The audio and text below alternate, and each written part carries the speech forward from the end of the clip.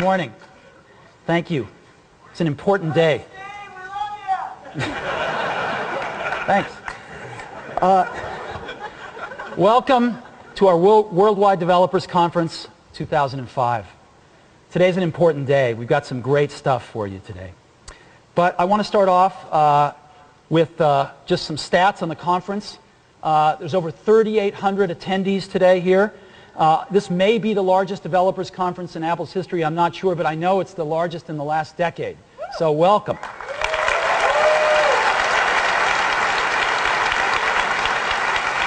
There are developers here from over 45 countries, including China and India.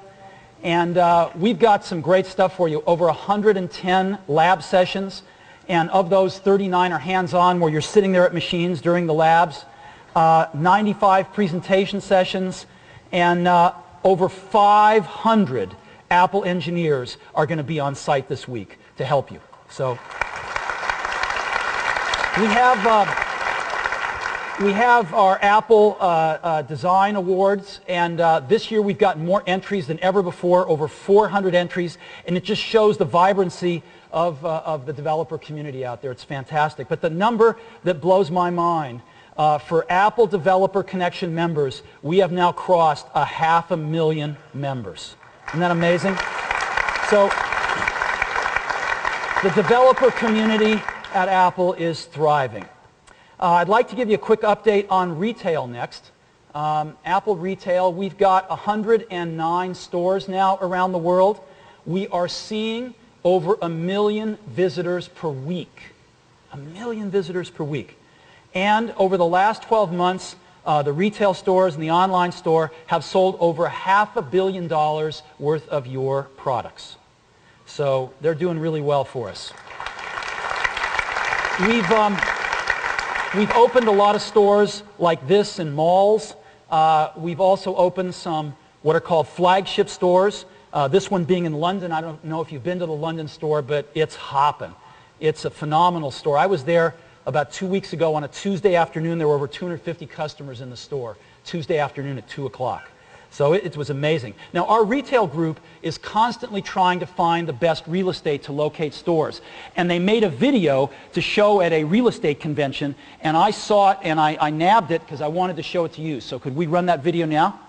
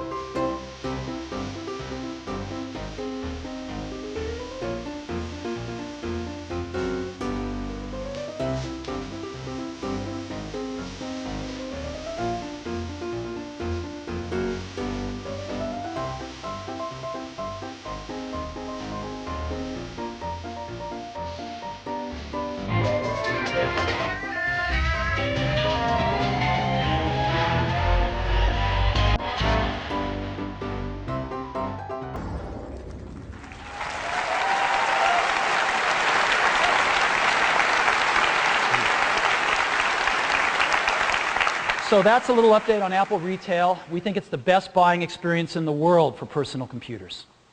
Now I'd like to give you an update on the iPod and our music efforts. You know, the iPod is really entered popular culture in America. You know that when you're lucky enough to get on the cover of the New Yorker. So we were thrilled with that. And that's reflected in iPod sales. This is the cumulative iPods sold, and at the end of last quarter, at the end of March, we'd sold about 16 million iPods. And that's also reflected in the iPod's market share. Of all types of MP3 players, including flash and hard drive, everything, 76% market share. So we're thrilled with that. Now, as you know, iTunes goes with the iPod. And we just recently crossed 430 million songs sold and downloaded in iTunes. We're thrilled with this, and that is again reflected in iTunes market share. We've gotten a lot of competition over the last 9 months, and what's happened? Our market share has gone up. It's now 82% in the month of May.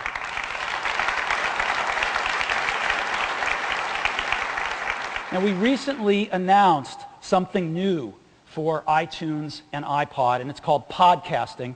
As you know, the podcasting phenomenon is exploding right now, and podcasting, of course, is a concatenation of iPod and broadcasting. And what is podcasting? You know, it's been described a lot of different ways. One way has been TiVo for radio. You can download radio shows and listen to them on your computer or put them on your iPod anytime you want. So it's just like television programs on TiVo, and that's true. Another way it's been described is Wayne's World for radio, which means that anyone without much capital investment can make a podcast, put it on a server, and get a worldwide audience for their radio show. And that's true too. We see it as the hottest thing going in radio, hotter than anything else in radio. And as you know, what podcasting is that you can not only download radio shows and listen to them, you can subscribe to them. So that every time there's a new episode, it automatically gets downloaded to your computer. You can listen to it there, or it automatically gets synced to your iPod the next time you dock your iPod. So it's very, very exciting. And there are over 8,000 podcasts now, and this is growing really, really fast. So that's pretty exciting. Now, it's not just amateurs doing these things, though. These 8,000 are not all amateurs, but the pros have realized that this is huge. And here's just a list of some of the companies doing podcasts now. All the major radio broadcasters, the network broadcasters, major magazines, major newspapers, even major companies like Disney and Procter & Gamble and Ford and General Motors. So it's pretty exciting. And so what we're doing is we're going to make this even easier, because you're not going to have to go download other applications and get all sorts of stuff together to make this happen. We're going to build it right in to iTunes and iPod. So you can subscribe to any podcast, and we're going to make it really easy. And so right into iTunes, very simple. But one of the most important things is, how do you find these podcasts? You want people typing URLs into iTunes? Well, they could do that, but we're also going to build right into the iTunes Music Store an iPod or a podcast directory, so that we're going to list thousands of podcasts, and you'll be able to click on them, download them for free, and subscribe to them right in iTunes. So I'd just like to give you a quick peek of what this is going to look like. Let me bring up iTunes here. And I'm going to go to the podcast homepage. And this is the podcast directory. And we're going to list, again, thousands of podcasts. Let's just go ahead and listen to one. We can go to one here. This is Adam Curry. He's one of the inventors of podcasting. And you could listen to his... Source code episode 187. So you could listen to an episode here, but it's much more interesting to subscribe to the podcast. And we've now subscribed to Adam Curry's podcast. It's flipped us up to this podcast thing right in the source list. It's downloaded the most recent one. If I want to download another one, I can just push a button and go download one of the older episodes. And I can listen to an episode. Daily source code episode 187. Something remarkable is happening here. Radio is springing free of the regulated gatekeepers who've managed what you can hear since radio was invented. It's jumping into the hands of anyone at all with something or nothing to say. With $16 million hours worth of airplane strapped to my ass. Transmitters. To the next generation radio content in my... Okay. So, let me give you another one. Adam's great. This is KCRW. This is a show called The Treatment. They're a public radio station in LA. So let me go ahead and subscribe to The Treatment. And again, here's another one. I can close this one if I want to. And let's go listen to The Treatment. This podcast of The Treatment is a production of KCRW Santa Monica at 89.9 FM and webcasting at kcrw.com. From KCRW in Santa Monica, this is The Treatment.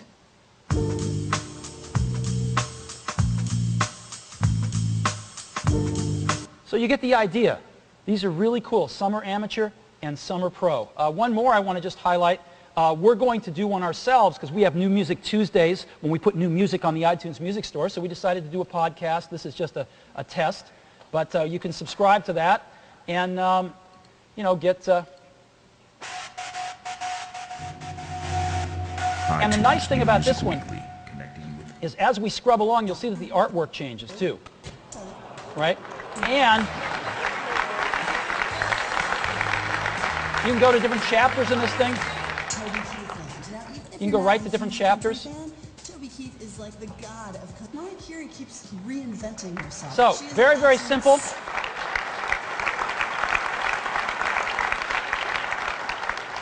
And we think it's going to basically take podcasting mainstream to where anyone can do it, and really easy to find these podcasts, really easy to listen to them. So we're very excited about this. I think it's going to be one more way in which iPod and the iTunes digital music community are really at the forefront of this stuff, bringing the innovation into the marketplace.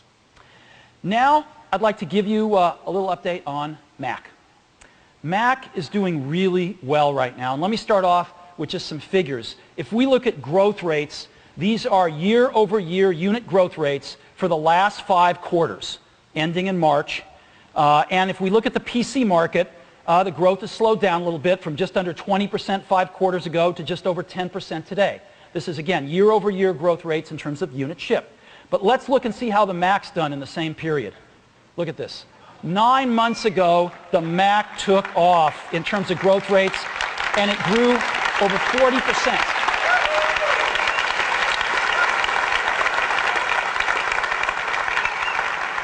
So last quarter, the Mac grew at over 3 times the rate of the rest of the industry, and we're pretty excited about that. And the most important thing, of course, happening in the Mac is Mac OS X Tiger. I hope all of you are using it. We shipped it recently. I'm sure you're all using Spotlight, Dashboard. We've shipped H.264-based QuickTime 7. As a matter of fact, today, we're previewing QuickTime 7 on Windows, so you'll be able to download that later on today, so Windows users as well can get the best digital video in the world. You know, we've shipped over 1 billion copies of QuickTime during its lifetime. Over 1 billion copies. And now QuickTime 7 with H.264 is available on Macs and a preview release today on Windows. You've seen the new Mail with instant searching in it.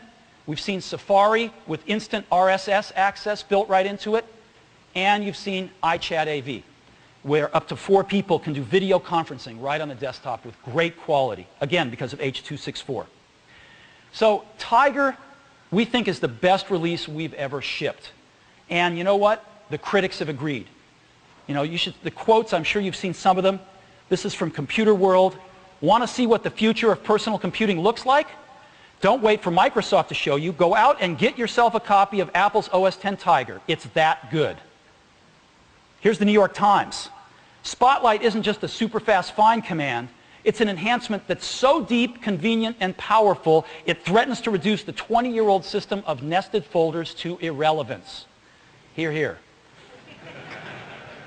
CBSNews.com. I remember writing an article about Lotus 123 back when the product was released during the 80s.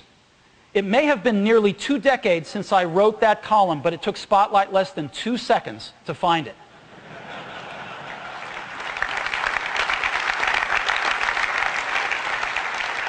Business Week. Tiger bolsters OS X's edge as the best personal computer operating system around. and a similar one from the Detroit Free Press. It's the most elegant, useful, and powerful operating system I've ever used in 3 decades of computer ownership. It runs circles around Windows. And finally, Walt Mossberg, it leaves Windows XP in the dust. So,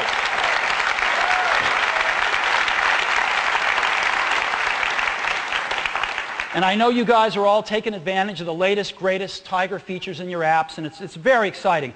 And I'm really pleased to report to you that this week we will deliver copies sold through retail, delivered through maintenance, and shipped on the Mac since we cut over the 2 millionth copy of Mac OS X Tiger.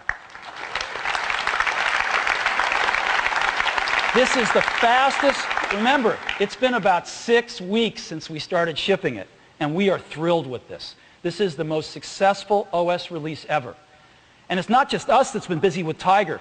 Take a look at the third-party stuff that's been released. Over 400 Spotlight plugins, over 400 dashboard widgets, and over 550 Automator actions have already been posted. And in particular, I want to focus in on these dashboard widgets. Dashboard is one of the most exciting features of Tiger, and people have done some beautiful things, and I'd like to just show you a few of them now. So let me go ahead into Dashboard. You all know Dashboard. And let me get a few out here. Let me go back here. Here's a great one for Amazon.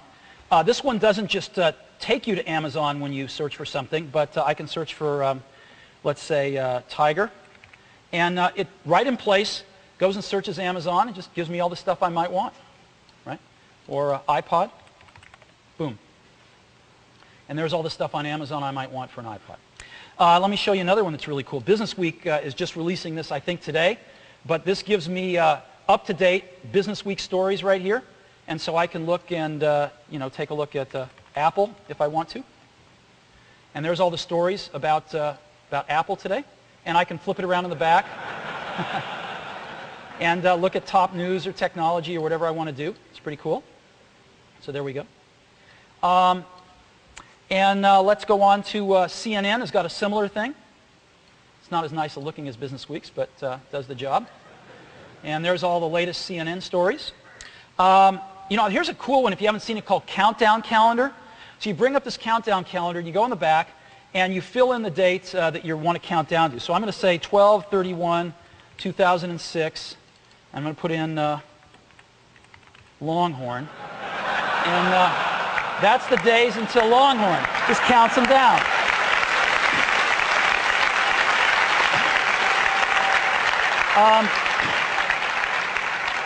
Here's a good package tracker for UPS, DHL, or FedEx. And I was tracking a package earlier, so I can just go track a package here. And there's my FedEx package. Here's a fun one, Rabbit Radio. This finds your local NPR station. Isn't that great? And you can just listen to it.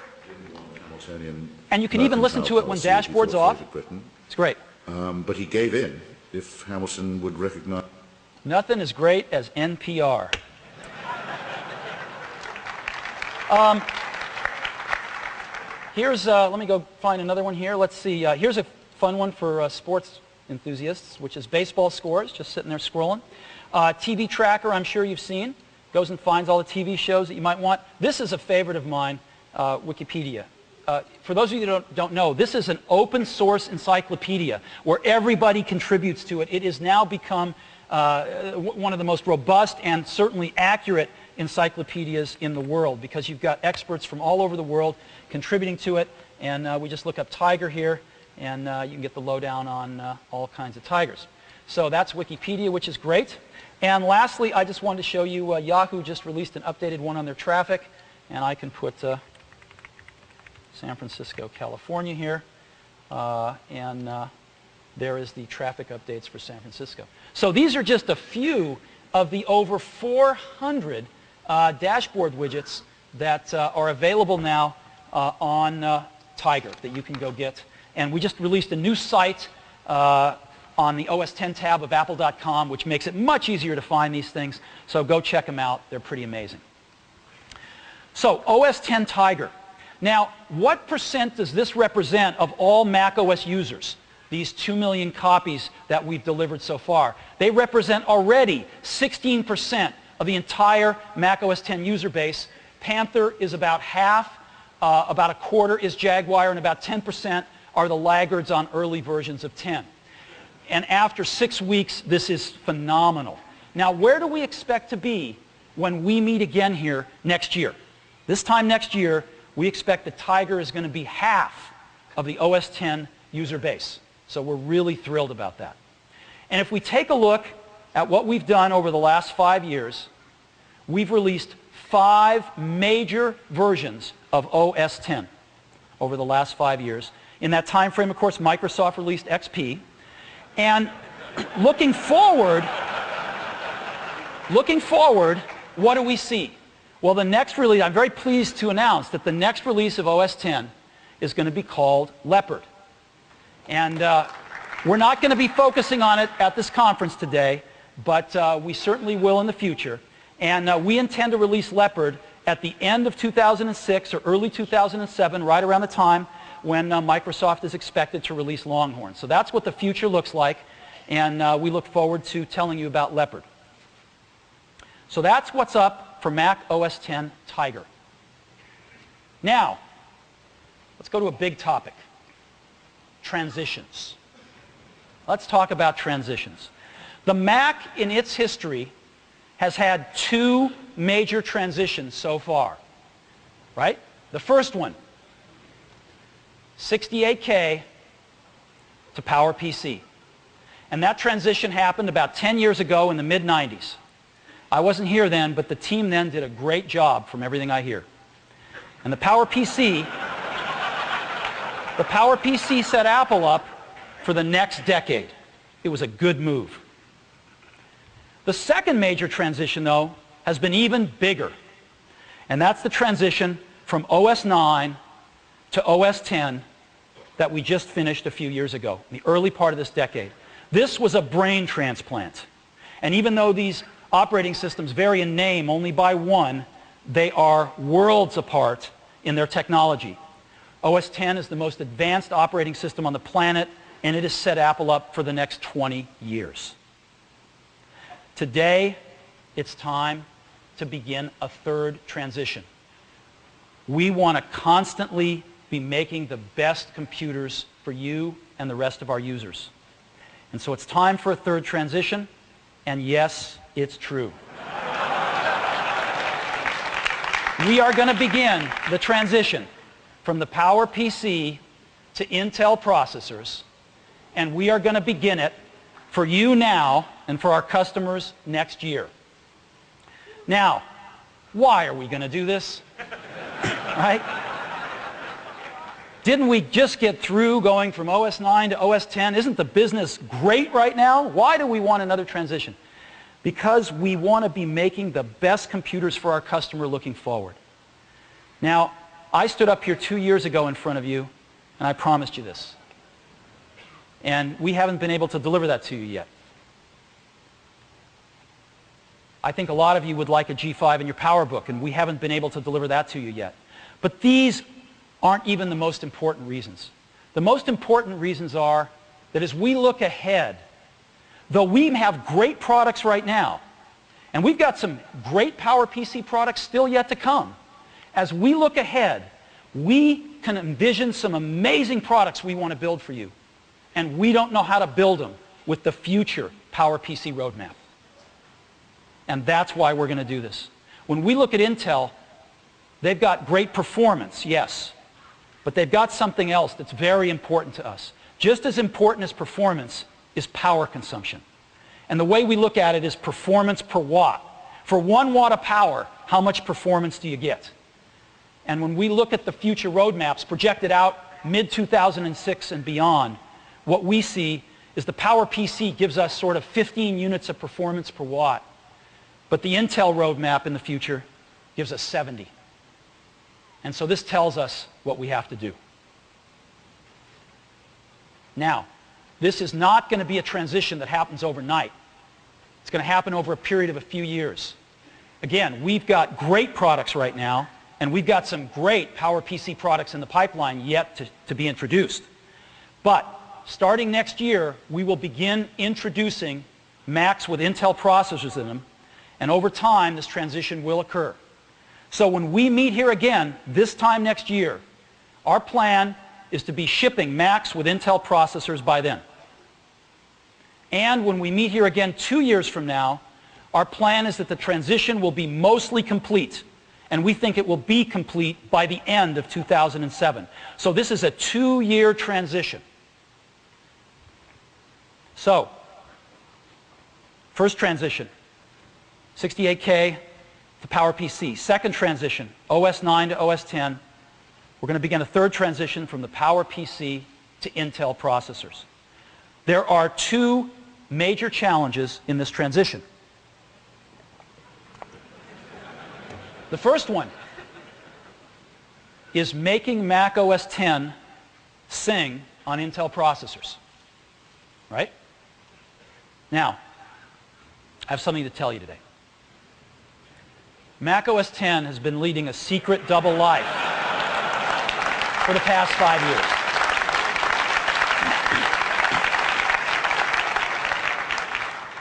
There have been rumors to this effect. But this is Apple's campus in Cupertino. Let's zoom in on it. In that building right there, we've had teams doing the just-in-case scenario. And our rules have been that our designs for OS X must be processor independent, and that every project must be built for both the PowerPC and Intel processors. And so today, for the first time, I can confirm the rumors that every release of Mac OS X has been compiled for both PowerPC and Intel. This has been going on for the last 5 years.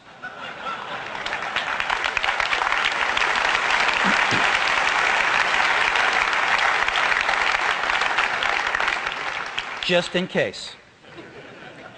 So Mac OS X is cross-platform by design, right from the very beginning. So Mac OS X is singing on Intel processors, and I'd just like to show you right now. As a matter of fact, this system I've been using here, let's go have a look. Let's go have a look here.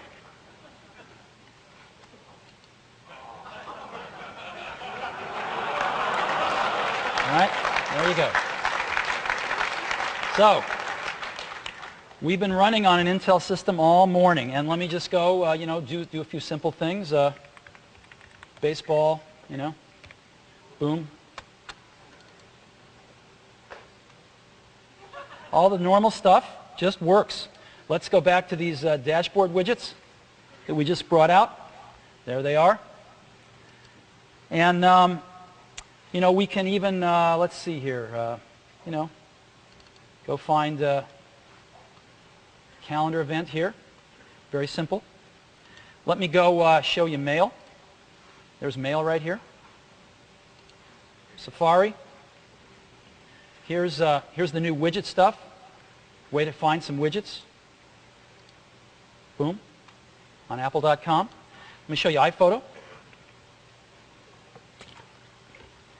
Loading in 4,000 photos. Here we are.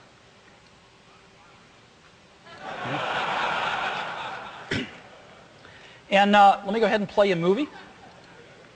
Here's, let me get rid of this. Here's a movie trailer here.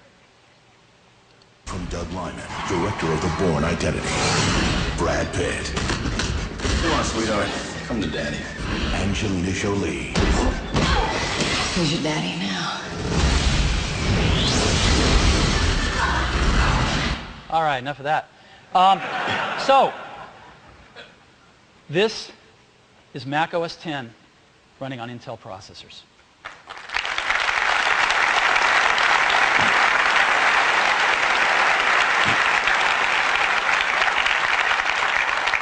We are very far along on this, but we're not done, which is why we're going to put it in your hands real soon so that you can help us finish it. Now, the second major challenge is your apps, right? So let's take a look at how you're going to make Intel versions of your apps.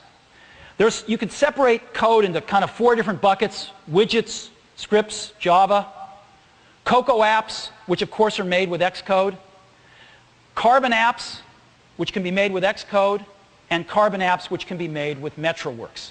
They each have different properties. Widgets, scripts, and Java, they just work, right? They just run. Nothing to do. Cocoa apps, a few minor tweaks and a recompile, and they just work. Carbon with Xcode, more tweaks and a recompile, and they're going to work.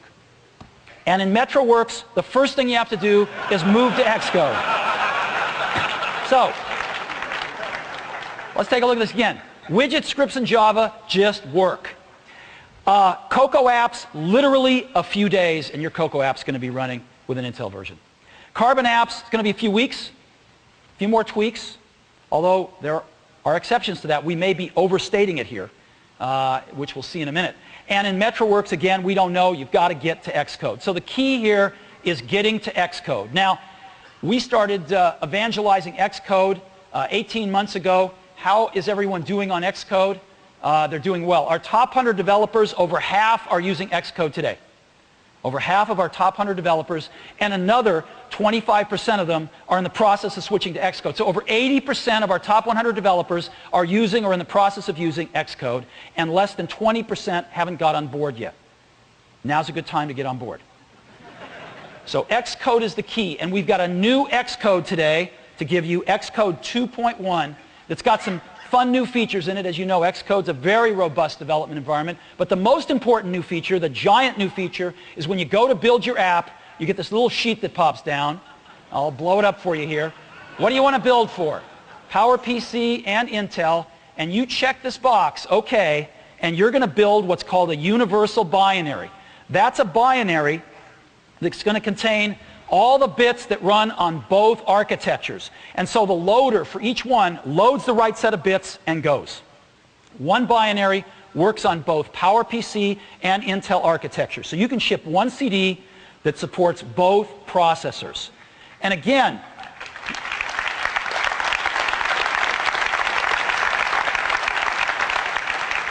we're going to be supporting both these processors for a long time because we've got a very large install base on the PowerPC that you're going to want to sell your software to, and there's going to be a growing install base on Intel that you're going to want to sell your software to. So we want to support both of these processors into the future, and universal binaries are the way to do it. So get on Xcode 2.1 and get your copy today. There'll be a copy for everybody at the registration desk immediately following this keynote. So let's go back, making an Intel version. Now, again, this is nothing like carbonization. This is a lot easier. And I want to focus on one app right here, a Carbon app written in Xcode.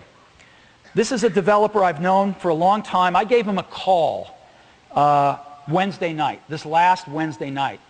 And I said, we got something really secret we're working on, and I can't tell you what it is.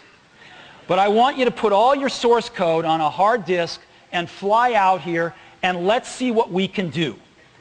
And it was nip and tuck there for a few minutes, but they trusted us enough to do that.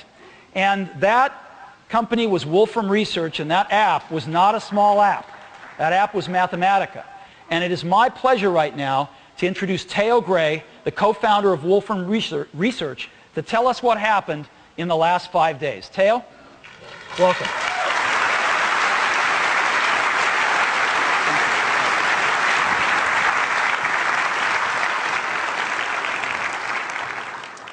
I get the most ridiculous phone calls from Apple sometimes.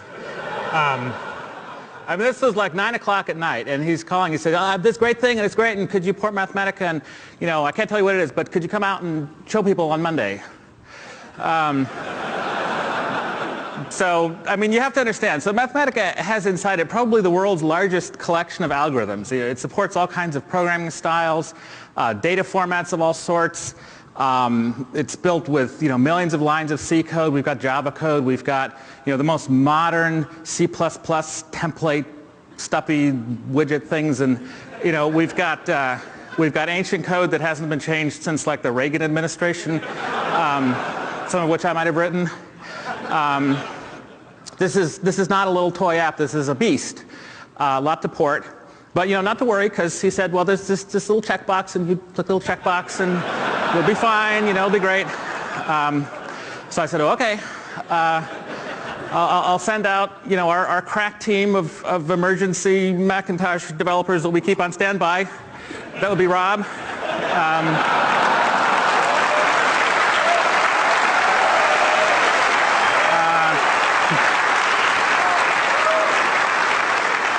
You know, we'll see what he can do.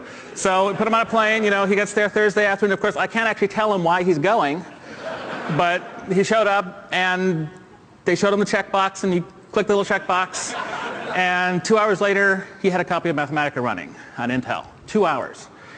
So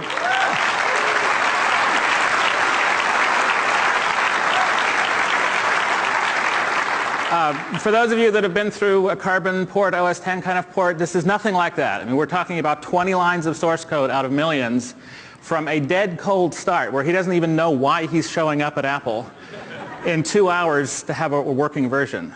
Let's take a look. Actually, so, I mean, I should say in fairness that there is an awful lot of software engineering built into Mathematica to make this kind of thing possible. There's Rob, there's help from Apple.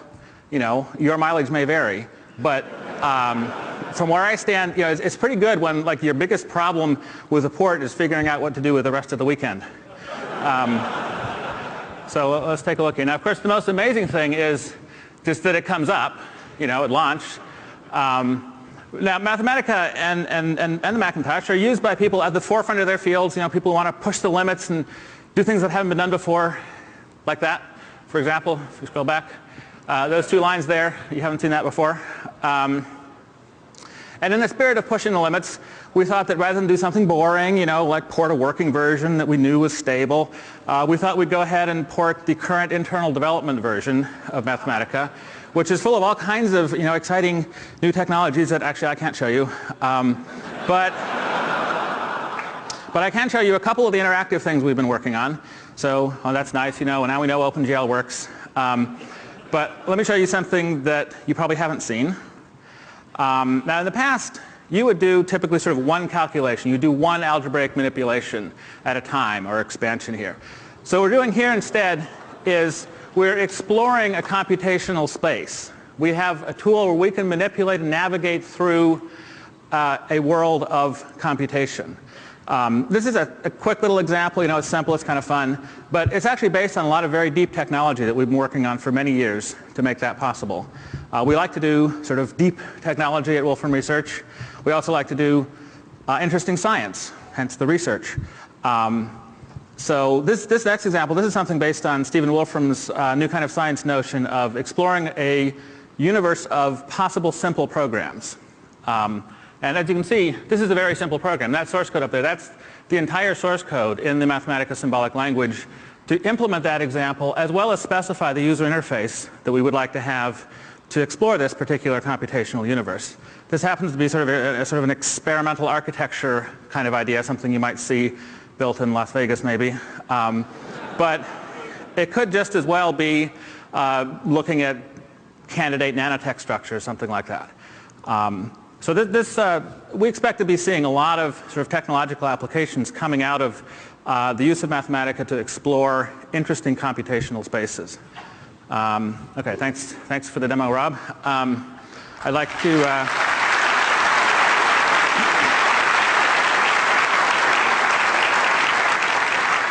So I'd like to thank Steve for inviting us out to once again sort of push the limits together with Apple. We certainly hope that we will have a universal binary shipping once there's machines out there to ship it to.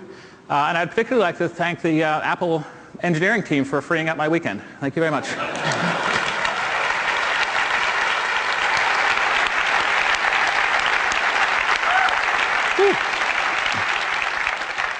So, thank you, Teo. The key message here is to get to Xcode. Get to Xcode 2.1. and create a universal binary. And this is what's going to let us bring all of our apps over. And I think you're going to find that the tools are really, really good to do this. I think you're going to be very pleasantly surprised.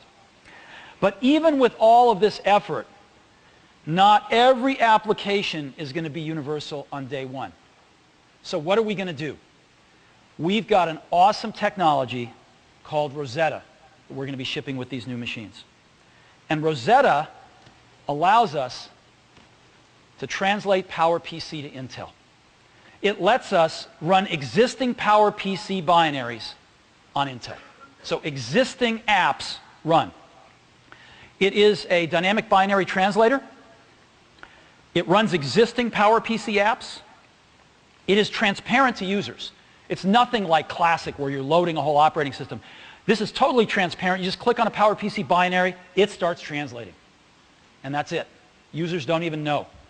It's lightweight, no big memory footprint, and it's pretty fast. So most users will not even know that they're running it, which is fantastic. So I'd like to just show this to you right now if I could. Let me just go over here, and I've got some apps right here. So I'm just going to open a Word document. And this is a Word document right here. And I can go up and it just thinks it's running on a PowerPC. Boom, boom, boom, whatever it's doing. Let me open another one here. Boom. Very simple. Let me open an Excel spreadsheet.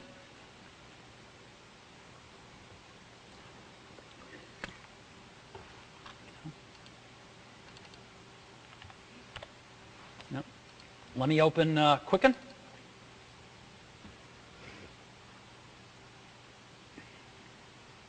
Boom. Let me open Photoshop. Now you'll notice when Photoshop's opening, it's also loading in all the plugins. All the plugins, again, are translated. So they all work fine.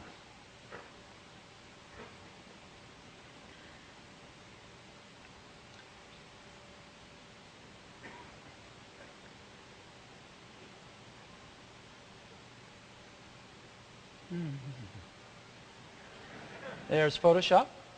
Let me open another photo so you can see how fast it... Boom. And again, you can...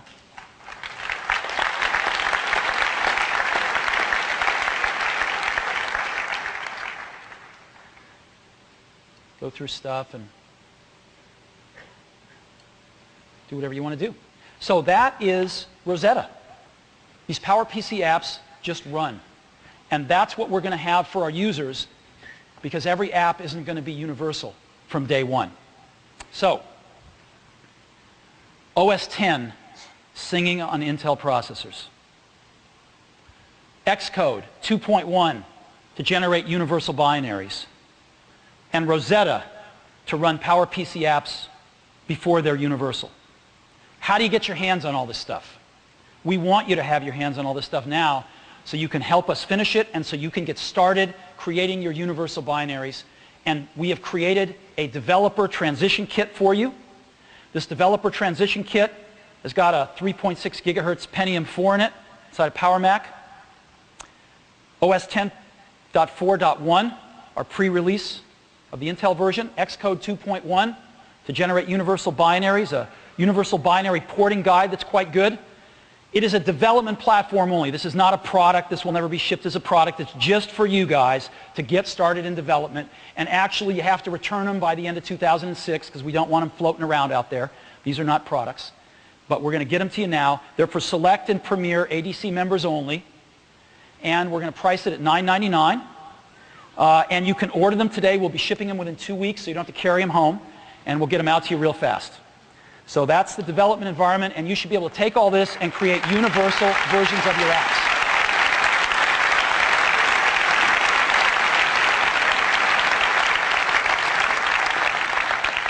Now, most of you are hearing about this for the first time today, unless you read the Wall Street Journal, I guess.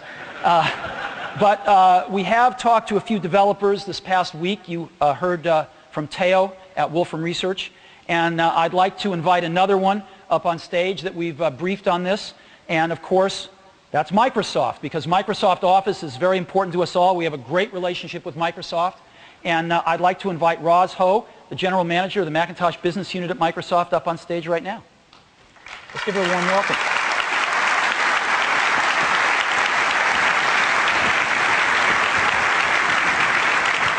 Hi, Steve. Thank you, Steve. It's getting to be quite a habit to be here. It's my pleasure to be here on stage today and to be involved in the exciting changes from Apple. These are exciting times for Mac customers. You're going to have more choices than ever before, and we're really excited to be part of the opportunities that lie ahead. As you know, because I've said this before many times, Microsoft has been making software for the Mac platform for more than 20 years. The dedication and support of this platform is really the essence of the products that we make at the Macintosh Business Unit. The Macintosh Business Unit at Microsoft is focused on creating products that our customers want and need. Our products continually include Mac first and Mac only features and enable seamless cross-platform compatibility that directly benefit our customers. The launch of Office 2004 was the best launch of any product in MacBook's history. But we're not stopping there. We're putting the final touches on updates for Exchange users to add new Tiger functionality, and we're releasing a new version of Messenger for Mac in the next few months. We're dedicated to continuous improvement of the software experience for our millions of customers all over the world. That's why I'm pleased to tell you today that our team has been working closely with Apple engineers on Xcode so we can make the transition. We plan to create universal binaries for future versions of Office so that it can run natively on Apple's new NO hardware.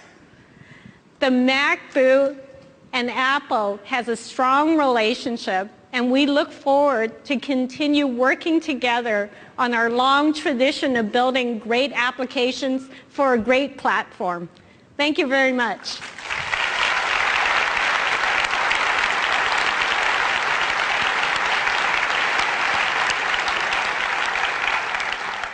Thanks, Roz. One of our other partners, as you know, is Adobe. They're close by us. We work very closely with them. And we've been working with Adobe for over 20 years as well. And it's my pleasure to invite up Bruce Chisholm, the CEO of Adobe.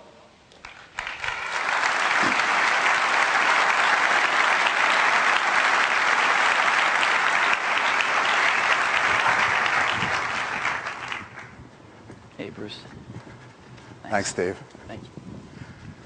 For over 20 years now, Adobe has been partnering with Apple. In fact, there would not be an Adobe if it wasn't for Apple.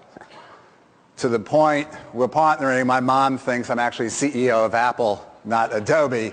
I have to remind her that's Steve Jobs' job. Our customers, our joint customers, are looking for performance. Customers using the Creative Suite, applications like Illustrator, Photoshop, InDesign, Acrobat, they want performance, and they want performance on an operating system that they truly appreciate, which is OS X. You can be absolutely sure that Adobe is committed to taking our applications so that they can run natively on Intel's architecture on Apple's new boxes.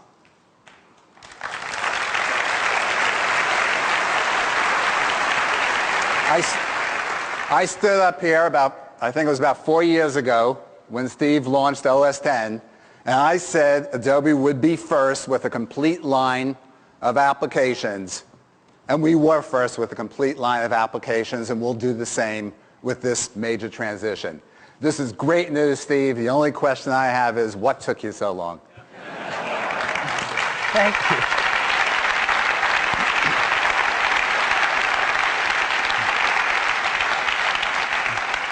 Thank you, Bruce.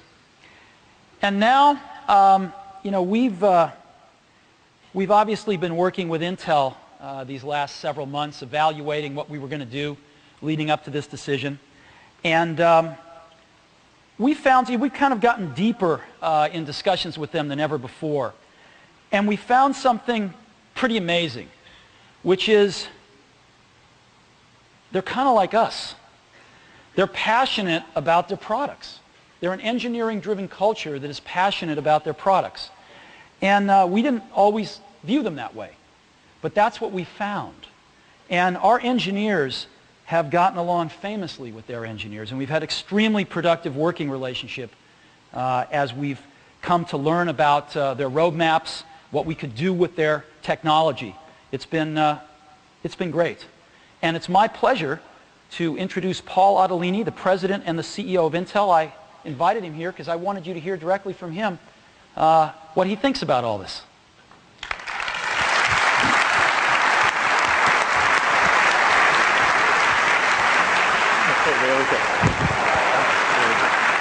Oh yeah, click.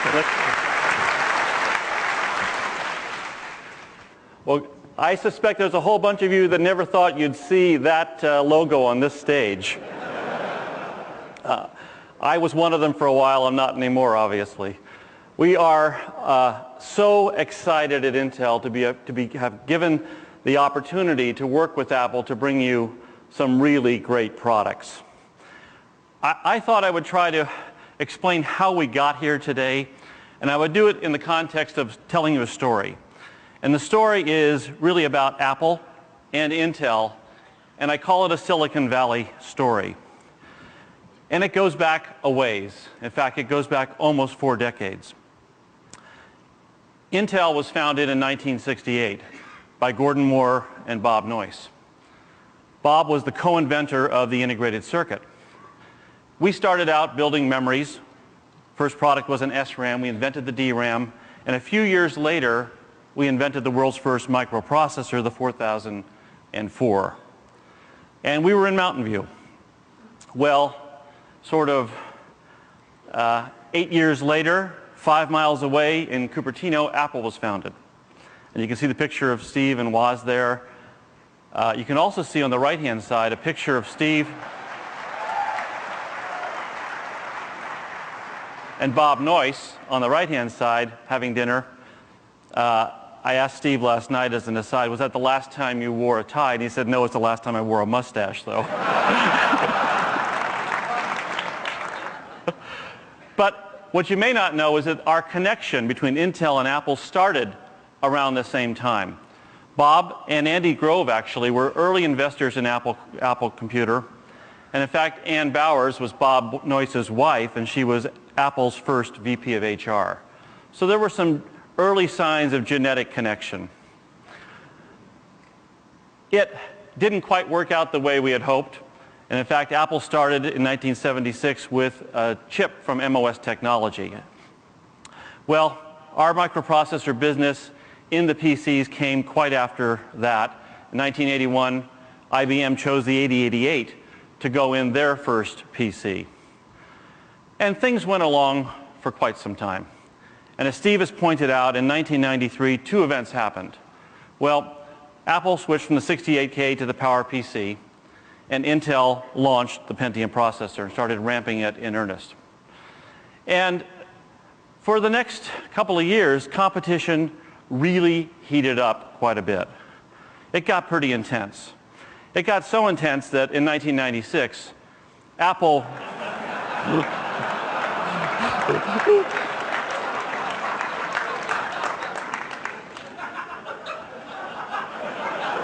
They set fire to our bunny person.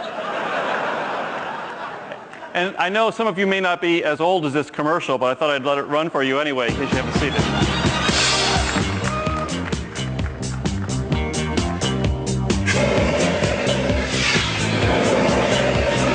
Apple Computer would like to apologize for toasting the Pentium 2 processor in public. But the fact remains. The chip inside every new Power Macintosh G3 is up to twice as fast.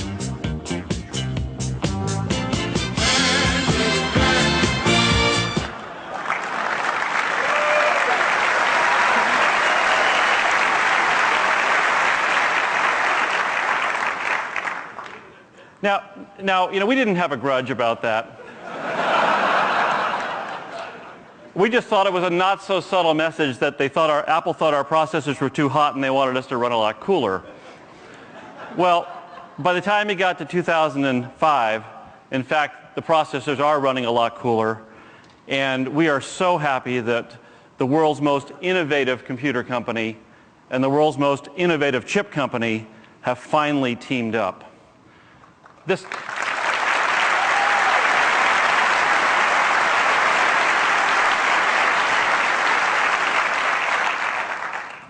thought I would give you my perspective on the partnership. I think that this brings together the skills and the opportunities and the engineering excellence of two great companies. And they combine our strengths and they play on our respective strengths. Apple has a legendary capability in hardware and software engineering and design and in innovation. You all know that. What you may not be familiar with is us. Our strengths are a little bit different, but they're entirely complementary. We are all about computer architectures. We're about scale and scope and being able to deliver in high volume the world's best technology, the world's best processors. And what we are most about is the relentless advancement of Moore's Law to give you better and better machines year after year. And so after almost 30 years, Apple and Intel are together at last. And I don't think of this as a fairy tale with a happy ending. I think of this much more as an exciting and important story with a very, very happy beginning. Thank you very much.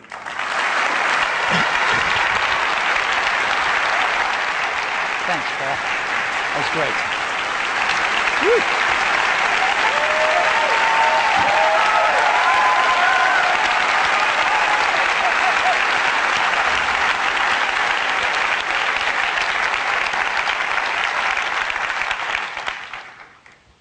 So where does that leave us? Well, Apple is strong. Apple's pretty strong right now. And the Mac is strong. We saw this. So this is great. This is a great time to start building for the future, to make us even stronger. We know transitions. We've been through 2 of them. And they've kept our platform at the forefront. And we're going to continue to be bold and begin a 3rd transition today as far as the developers are concerned to make the best machines we know how to make in the future. This transition isn't going to happen overnight. Again, we're making awesome machines right now. We got a lot of great PowerPC products in the pipeline, but we are also working to design some Intel-based Macs, and when we're here next year, we plan to have them in the marketplace. And there will be a transition over the next 2 years. We're getting ready. We've done a lot of work, as you've seen today. OS X is running fantastic on Intel processors. Xcode 2.1 in your hands today. Rosetta for our customers, for those apps that are not universal on day one. We've already made a big investment in this, and we're fairly far along. It's time for you to get ready too now. And what do you have to do to get ready? One thing. Create universal binaries of your apps. We've got a lot of stuff going on at the conference to help you today. Over 90 of the 95 presentations that we've got here today include content about universal versions. 100 developer systems in 7 labs, and the labs are open every night till at least 9 o'clock. I think tomorrow night they're open till midnight. So go see if you can beat Teo and his team on Mathematica. 500 Apple engineers on site. So if you brought your source code, go for it. And when we meet again here next year, we will have Macs with Intel processors entering the market. I suspect a lot of you will be shipping universal binaries. And we will be very excited to keep pushing the frontiers and tell you about Leopard when we meet again here next year. Because more than even the processor, more than even the hardware innovations that we bring to the market, the soul of a Mac is its operating system, and we're not standing still. So I'll see you all here next year, and I look forward to a lot